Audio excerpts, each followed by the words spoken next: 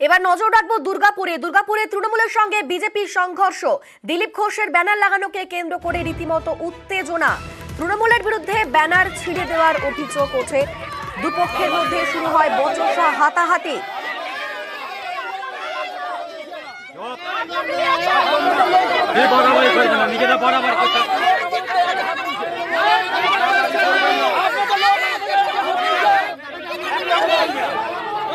আমাদের সঙ্গে রয়েছেন প্রতিনিধি অর্পণ। ঠিক কি খবর পাচ্ছি আমরা?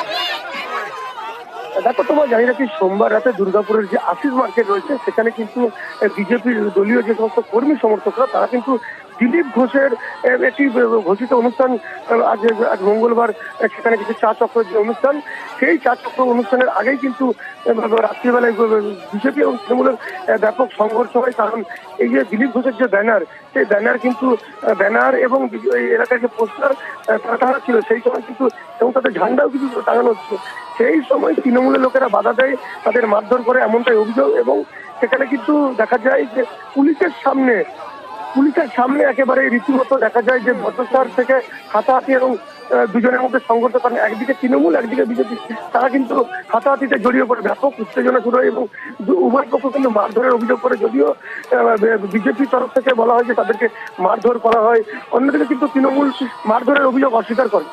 বেশ,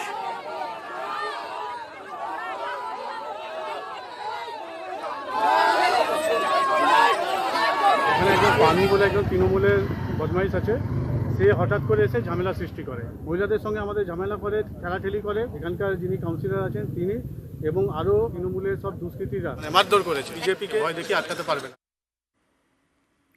অপরদিকে তৃণমূলের দাবি বাইরে থেকে লোক এনে অশান্তি করছে বিজেপি।